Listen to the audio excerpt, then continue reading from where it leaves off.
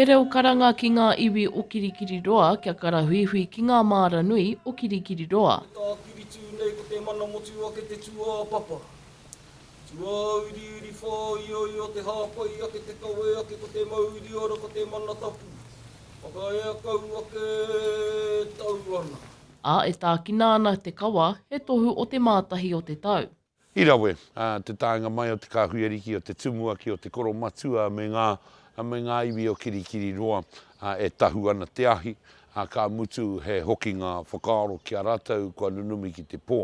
I tēnei wā, kua titiro whakamua ki a tātou ki te ira tangata.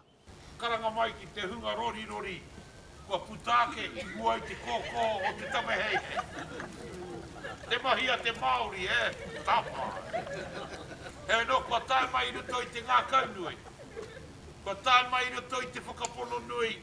Mā rāhui papa e whakamāra mai te paki o Matariki ki ngā tini tāngata kua tai ki te kaupapa whakamānawa.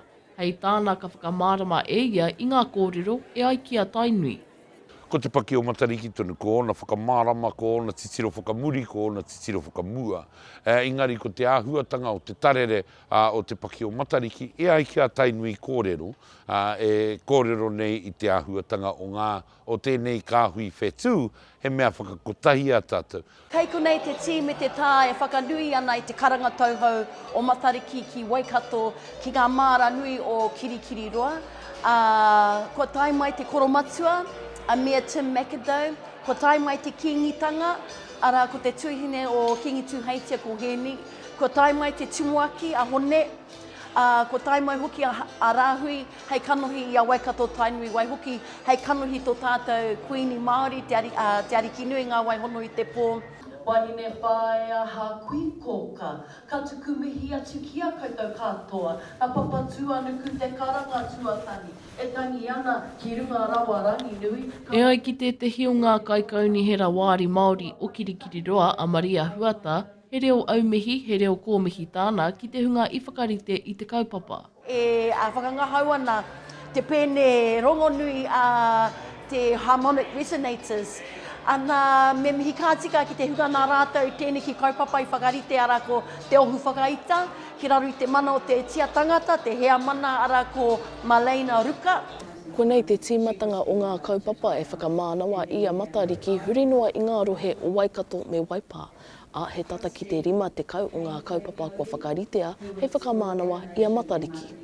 E nui tonu ngā kaupapa, ko te kotahitanga o ngā iwi e noho nei Kirikiriroa.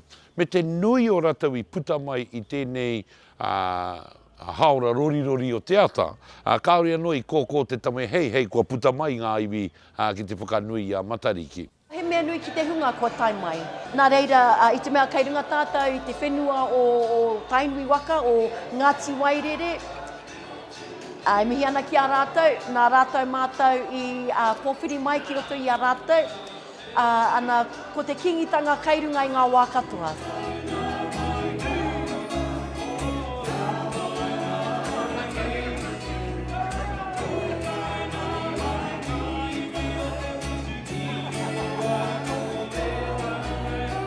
Ka mutu mā ngā mahi whakangahau e whakakapi i ngā mahi ōkawa me te kaupapa tuatahi o ngā kaupapa e whakamānawa i a Matariki ki Waikato.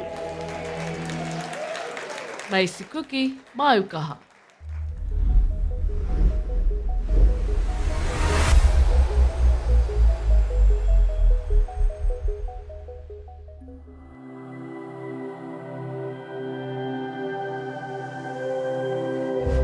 Ko te reo, te take.